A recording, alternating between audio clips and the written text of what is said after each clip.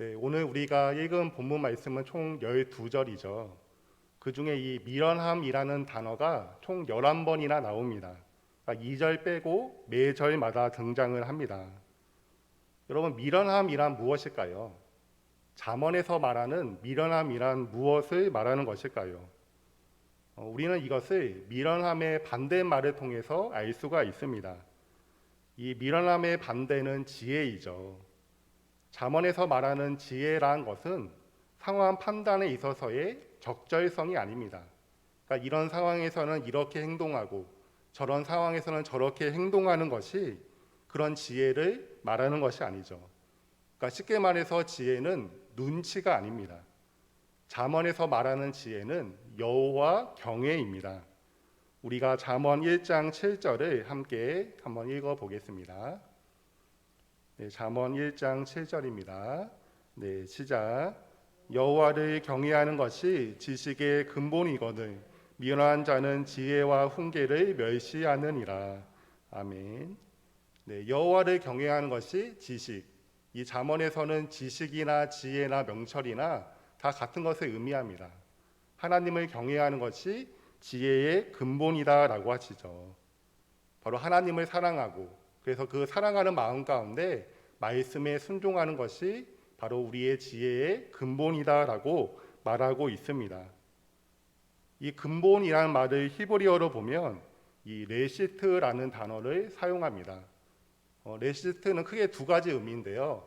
본질 그리고 시작점이라는 의미가 있습니다.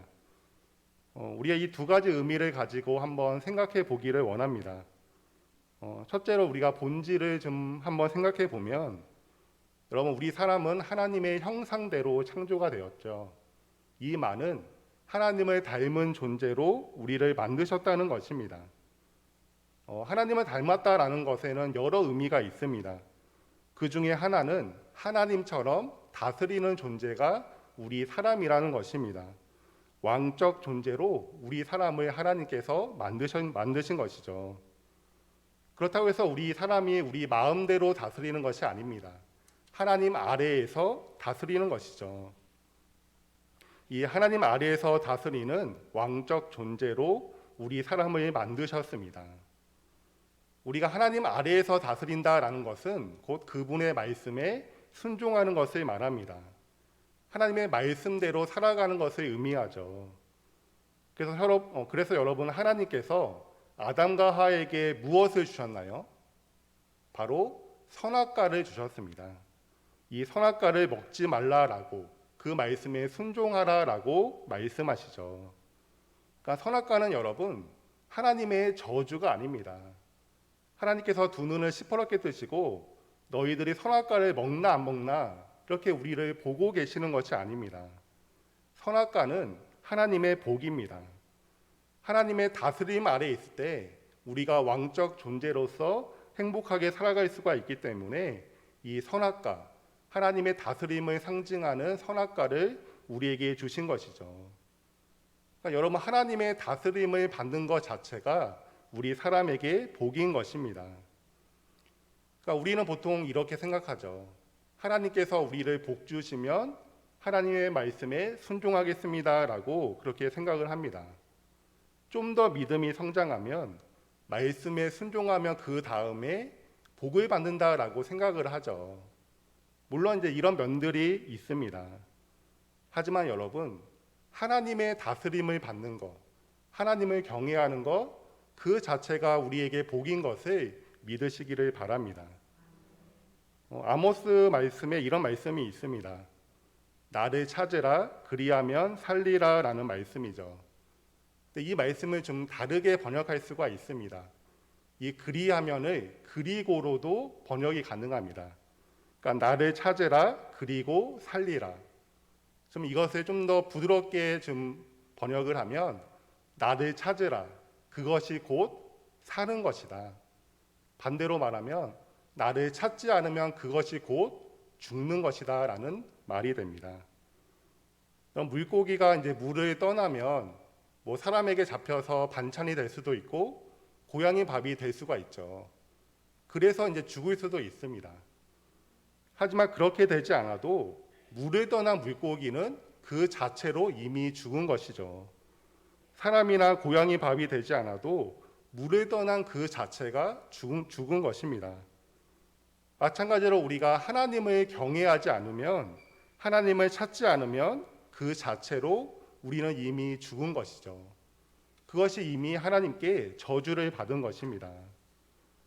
사랑하는 성도 여러분, 하나님을 경외하는 것, 하나님을 사랑해서 그분의 말씀을 듣고 그분의 말씀대로 살아가는 것이 우리에게 복입니다. 이것이 우리가 살아가는 유일한 길이죠. 하나님은 우리 사람을 하나님을 경외하는 존재로 만드셨기 때문에 하나님을 경외하는 것이 우리의 복입니다. 하나님을 경외하는 우리가 되기를 바랍니다. 그렇다면 하나님을 경외하며 살아가는 것은 어떤 의미일까요? 이것은 근본의 두 번째 의미에서 우리가 알 수 있습니다. 이 근본의 두 번째 의미에는 시작점이라는 의미가 있죠. 이것은 시간적 그런 우선순위가 있다는 것입니다. 그러니까 하나님을 경외하는 것을 인생의 시작점으로 삼는 것입니다. 시간적 우선순위를 드리는 거죠. 하나님을 사랑하고 하나님을 찾고 그분의 말씀에 순종하는 것에 우리의 우선순위를 드리는 것입니다. 우리 사람은 보통 정말 자신이 소중하다고 여기는 것에 이제 시간적 우선순위를 드리게 됩니다. 저는 이제 아내와 이제 연애를 한 것이 이제 신대원 3학년 때입니다. 보통 이제 신대원이 월요일에 수업이 없고 이제 화요일부터 수업이 있습니다. 근데 이제 월요일 밤 한 8시 30분에 이제 사당에서 이제 신대원으로 들어가는 버스가 있었습니다. 그러면 이제 2,500원을 내면 한 30분 동안 편안하게 버스를 타서 이제 신대원 안까지 갈 수가 있는 거예요. 근데 아내하고 이제 데이트를 할 수 있는 날이 월요일밖에 없는 것입니다. 월요일 날 이 저녁에 못 보면 이제 평일날은 아예 못 보고 토요일 주일 되어서야 볼 수가 있는 거죠. 그래서 제가 이제 아내하고 데이트를 하고 싶은 마음에 그 버스를 타지 않았습니다. 그리고 이제 남부 터미널로 가서 이제 거기서 막차를 타고 이제 양지로 가는 거죠. 그럼 거기서 이제 양지에 내려서 뭐 택시를 타고 들어가거나 아니면 30분, 40분 걸어서 신대원에 들어가곤 했습니다. 그러니까 사실은 비용도 더 많이 들고 에너지도 훨씬 더 많이 들은 거죠. 정말 신대원에 들어가면 지쳐서 쓰러져서 잠을 자곤 했습니다. 근데 고작 30분 더 데이트를 하려고 제가 그런 고생을 했습니다. 뭐 제가 평소에 그렇게 열정적인 사람인가, 에너지가 넘치는 사람인가? 저는 되게 집을 좋아하는 사람입니다. 그것도 이제 누워 있는 것을 좋아하는 사람이죠. 그래도 마음이 있으니까 그렇게 되더라고요. 여러분, 사람은 자신이 중요하게 여기면 시간을 투자하게 됩니다. 시간적 우선순위를 드리게 되죠. 고생도 마다하지 않습니다. 시간의 우선순위를 무엇에 드리고 있는가? 이것은 곧 우리의 마음을 대변해 주는 것입니다. 사랑하는 성도 여러분, 여러분들은 어떤 것에 시간적 우선순위를 드리고 계십니까? 하나님을 사랑하고 그분의 말씀에 순종하는 것, 하나님을 경외하는 것에 여러분의 시간적 우선순위를 드리고 계십니까? 물론 이제 어쩔 수 없는 상황들이 있죠. 아침부터 밤 늦게까지 분주하실 수가 있습니다. 뭐 퇴근하고 오셔도 가정일로 바쁘실 수가 있으시죠. 하지만 하나님을 경외한다면 하나님을 찾게 됩니다. 하나님의 은혜를 사모한다면 하나님을 찾게 되죠. 시간적 우선순위를 하나님께 드리게 됩니다. 피곤이 막지 못합니다. 게으름이 막지 못하죠. 분주함이 막지 못합니다. 하나님을 사모하는 그 마음을 그 어떤 것도 막을 수가 없는 것입니다. 하나님을 경외하는 우리들이 되기를 바랍니다. 하나님의 은혜를 사모해서 하나님을 찾는 우리가 되기를 바랍니다. 시간적 우선순위를 하나님께 드려서 하나님을 만남으로 하나님의 복을 누리는 우리가 되기를 바랍니다. 이 잠언에서 말하는 지혜로운 사람은 하나님을 경외하는 사람입니다. 반대로 미련한 사람은 하나님을 경외하지 않는 사람이죠. 이 이러한 사람에게 어떻게 대응해야 하는지 4절과 5절에서 우리에게 가르침을 주고 있습니다. 우리가 4절과 5절을 함께 읽어보겠습니다. 네, 4절과 5절입니다. 네, 시작. 이러한 자의 어리석은 것을 따라 대답하지 말라. 두렵건대 너도 그와 같을까 하노라. 이러한 자에게는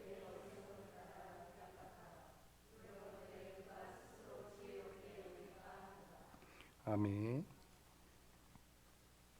네, 여러분 이러한 사람에게 어떻게 대응하라라고 하십니까? 4절에서는 대답하지 말라. 5절에서는 대답하라라고 하시죠. 어떻게 하라는 것입니까? 대답하라고 하시는 것입니까? 아니면 대답하지 말라고 하시는 것입니까? 우리는 어떻게 해야 하죠? 이 4절 같은 경우는 일반적인 상황을 이야기합니다. 우리가 이제 일반적으로는 대답하지 말라라는 것이죠. 그리고 5절은 좀 특수한 상황입니다. 어떤 특수한 상황에서는 우리에게 대답하라라고 말씀하시는 것이죠. 먼저 우리가 한번 4절을 보겠습니다. 4절을 좀 다시 한번 보시면 이러한 자의 어리석은 것을 따라 대답하지 말라. 두렵건대 너도 그와 같을까 하노라라고 하시죠. 여러분 왜 대답하지 말라라고 하십니까? 너도 그와 같이 될까 두렵다라고 하시죠. 그러니까 너도 이러한 사람과 같이 하나님을 경외하지 않을까봐 두렵다라고 하시는 것입니다. 그래서 대답하지 말라라고 하시는 거죠. 여기서 대답하지 말라는 것은 그 사람과 교제하지 말라는 것입니다. 우리 사람은 이제 좋은 것을 배우는 것보다 안 좋은 것을 배우는 데 더 빠르죠. 우리 안에 있는 그런 죄성 때문인지는 몰라도 안 좋은 것을 배우는데 이상하게 더 빠릅니다. 우리가 미련한 사람, 하나님을 경외하지 않는 사람과 교제하는 것입니다. 물론 그들의 생각을 들어보고 좋은 이야기도 해주려고 그렇게 교제하는 것이겠죠. 근데 그 사람들의 말을 듣다 보면 그 사람처럼 될 수가 있는 것입니다. 그들의 부정적인 말들, 비판적인 말들, 자기 의로움으로 가득 찬 말들, 세속적이고 인본주의적인 그런 말들을 듣다 보면 우리도 모르게 동화되는 것이죠. 그래서 하나님을 경외하지 않는 사람이 너도 될 수가 있다는 것입니다. 그러기에 대답하지 말라, 교제하지 말라라고 하시는 것이죠. 사랑하는 성도 여러분, 우리가 누구와 교제하고 있는가? 이것은 우리에게 있어 너무나도 중요합니다. 여러분, 모든 모임이 다 유익한 것이 아닙니다. 그 모임은 우리의 영혼에 영향을 미치기 때문에 모든 모임이 유익한 것이 아니에요. 어떤 모임은 우리의 영혼을 살찌게 하죠. 하지만 또한 어떤 모임은 우리의 영혼을 병들게 합니다. 우리를 낙담하게 만들고 우리의 영혼을 지치게 만들죠. 하나님을 경외하지 않는 사람들과의 교제를 되도록 피하시기를 바랍니다. 불평하고 원망하고 비방하는 자리를 피하시기를 바랍니다. 그리고 하나님의 은혜를 나누고 함께 기도하고 하나님을 바라볼 수 있도록 격려하는 이처럼 하나님을 경외하는 사람들과 교제하시기를 바랍니다. 그러면 우리의 영혼이 풍성하게 살찌게 될 것입니다. 예전에 이제 저희 교회에 오셔서 이 신전 부흥회를 인도해 주셨던 그 목사님 중에 박희천 목사님이라고 계십니다. 혹시 기억이 나시나요? 네. 저도 그때 이제 없어서 저는 이제 주보로만 이제 확인을 했는데 이 내수동 교회 원로 목사님이 되십니다. 그래서 2017년인가 그때 신년 부흥회를 그렇게 인도해 주셨던 것 같아요. 근데 그 교회 대학부가 되게 유명합니다. 옛날부터. 왜냐하면 그때 함께 그런 대학부 생활을 했던 청년들이 하나님의 크신 은혜를 경험했기 때문이죠. 그래서 목사로 선교사로 헌신한 분들이 많이 계십니다. 그래서 대표적으로 삼일교회의 송태근 목사님, 또 이 남서울교회 화정부 목사님 등 그때 다 함께 그런 영적인 교제를 하시면서 하나님의 그런 크신 은혜들을 그 공동체 안에서 함께 경험했던 것입니다. 그래서 지금까지 그 하나님의 은혜를 경험한 것을 정말 기초로 해서 주어진 자리에서 충성되게 하나님을 섬기고 계십니다. 이처럼 좋은 교제는 우리의 영혼을 살찌게 하고 우리에게 큰 유익을 줍니다. 사랑하는 성도 여러분, 우리 서울중앙교회도 이런 좋은 교제가, 좋은 영적인 교제가 풍성하기를 소원합니다. 우리의 예배 때마다 하나님의 은혜가 함께하기를 기도합니다. 우리 목장에서, 주일학교 부서에서 이런 하나님의 은혜가 함께하기를 바랍니다. 이를 위해서는 하나님의 은혜를 누려야 합니다. 다른 사람이 아니라 이 자리에 계시는 분들이 먼저 하나님의 은혜를 누리시면 됩니다. 여러분, 교회의 머리는 예수님이시죠. 이것이 의미하는 바는 예수님께서 교회를 다스리신다는 의미가 있습니다. 그리고 또 하나가 있는데요. 그것은 머리 되시는 예수님의 충만이 교회에 충만하다라는 것입니다. 그러니까 하나님의 마음은 이곳에 모인 교회인 우리들에게 하나님의 임재를, 하나님의 은혜를, 하나님의 사랑과 그 돌보심을 풍성하게 주시기를 원하신다는 것이죠. 사랑하는 성도 여러분, 예수님은 교회를 충만하게 하시는 분이십니다. 은혜를 충만하게 주시기를 원하시죠. 그래서 하나님의 은혜를 사모하며 나오는 자들에게 반드시 풍성한 은혜를 주시는 분이십니다. 그리고 그 은혜가 우리 안에서 머무는 것이 아니라 다른 사람에게 흘러가기를 기뻐하시는 분이시죠. 근데 그 부족한 것을 우리에게 나눠주라는 것이 아닙니다. 하나님의 은혜를 풍성하게 드리고 그 풍성한 은혜가 자연스럽게 흘러가라라고 하시는 것이죠. 사랑하는 성도 여러분, 하나님의 은혜를 풍성히 누리는 우리가 되기를 바랍니다. 그래서 우리 교회 가운데 좋은 영적 교제가, 영적 모임이 풍성해지기를 소원합니다. 그래서 하나님을 경외하는 사람들이 차고 넘치는 우리 교회가 되기를 예수님의 이름으로 소원합니다. 미련한 사람과는 일반적으로 교제하지 말아야 합니다. 그들에게 대답하지 말아야 하죠. 하지만 대답해야 하는 경우도 있습니다. 우리가 5절을 다시 한번 읽도록 하겠습니다. 네, 5절입니다. 네, 시작. 미련한 자에게는 그의 어리석음에 따라 대답하라. 두렵건대 그가 스스로 지혜롭게 여길까 하노라. 네. 미련한 사람에게는 그의 어리석음에 따라 대답하라라고 하시죠. 왜 대답하라라고 하십니까? 그가 스스로 지혜롭게 여길까 두렵기 때문이다라고 하시죠. 12절에서는 이렇게 말씀하십니다. 네가 스스로 지혜롭게 여기는 자를 보느냐? 그보다 미련한 자에게 오히려 희망이 있느니라. 이 미련한 사람이 스스로 지혜롭게 여기는 사람들보다 오히려 더 희망이 있다라고 하십니다. 그러니까 이 미련한 사람이 스스로 지혜롭게 여기는 사람이 되려고 한다면 그렇게 되기 전에 그렇게 되지 않도록 대답하라라는 것입니다.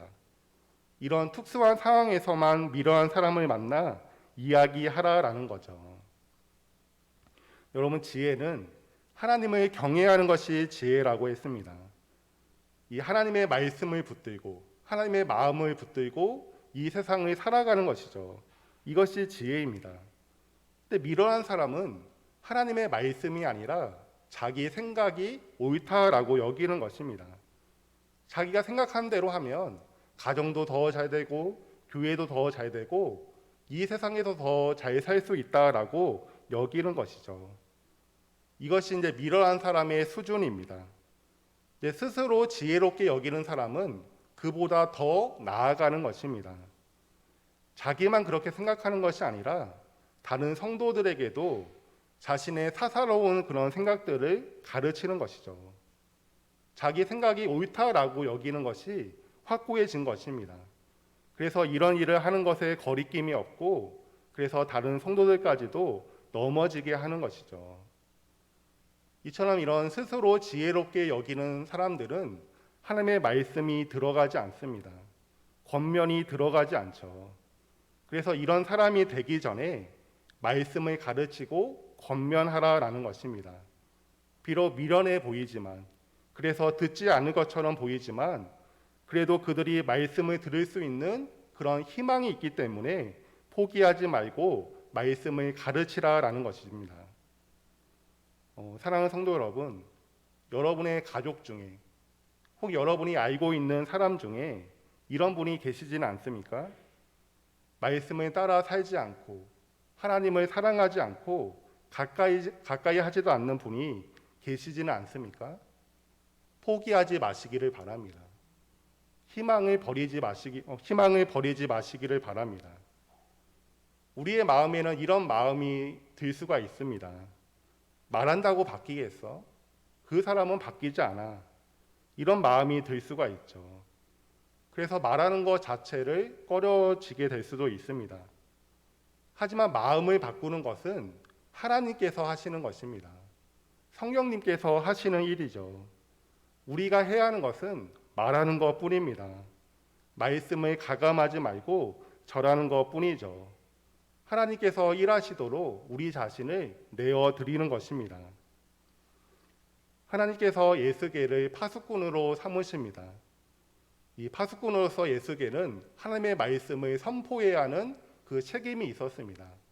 그 일을 하지 않으면 그 핏값을 예수계에게서 찾으신다라고 말씀하시죠. 근데 여러분, 예수계엘이 있던 시대는 말씀을 듣는 시대가 아닙니다. 말씀을 기뻐하는 시대가 아니죠. 안 듣는 시대입니다. 하나님을 떠난 시대이죠. 그래도 예수계엘은 말씀을 선포해야 했습니다. 미련한 이스라엘 백성들에게 돌이키라, 회개하라라고 말씀을 선포해야 했습니다. 듣든지 안 듣든지 선포해야 했죠. 우리도 외치는 것입니다. 우리도 말씀을 가르치는 것이죠.